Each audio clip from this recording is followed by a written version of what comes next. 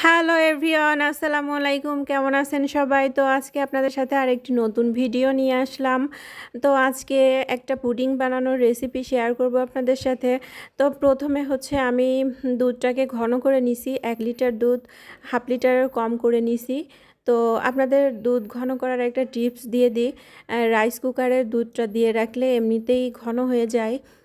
মানে একটু মাঝে মাঝে গিয়ে নাড়া দিলেই হয়, বেশি কিছু ঝামেলা করতে হয় না। দুধ উতলেও পড়ে যায় না। তো এইভাবেই আমি ঘন করি। একটু টাইম বেশি লাগে, হাতে টাইম থাকলে এভাবে করে নিতে পারেন আপনারা। তো আমি হচ্ছে ইয়া করে নিলাম, ক্যারামেলটা করে নিলাম, দেন হচ্ছে ডিম আর চিনিটা মিক্স করে নিলাম। এখন হচ্ছে ব্লেন্ডারে এই যে ঘন করা দুধ আর ডিম চিনি একসাথে আমি ব্লেন্ড করে নিচ্ছি ভালো করে।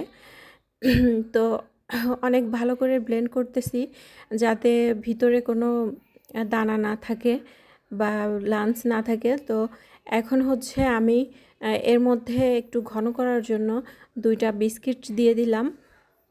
তো বিস্কিটটা দিয়ে আমি আবার ভালো করে ব্লেন্ড করে নিচ্ছি।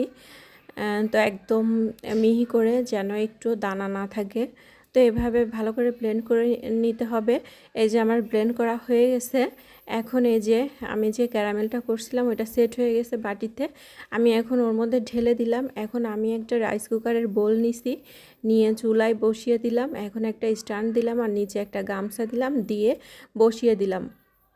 তো আমি এখন এটাকে 40 মিনিটের মতো ভাপে রাখবো। উপরে একটা ইয়া লোহার একটা ভারী জিনিস দিয়ে দিলাম, যাতে নড়ে চড়ে পানি উঠে না যায় ভিতরে, এই জন্য। তো এই যে আমার হয়ে গেছে। এখন আমি একটা কাঠি দিয়ে এটাকে দেখব যে ভিতরে কোনো ইয়া আছে কিনা, জমছে কিনা ভালোভাবে। তো আমি পরীক্ষা করে দেখলাম যে না, ভালোভাবেই জমে গেছে। তো এটাকে আমি ফ্রিজে রাখবো, দেন আমি এটাকে সেট করব। তো আমি এই যে এটাকে ঢেলে নিছি, সার্ভ করে নিছি।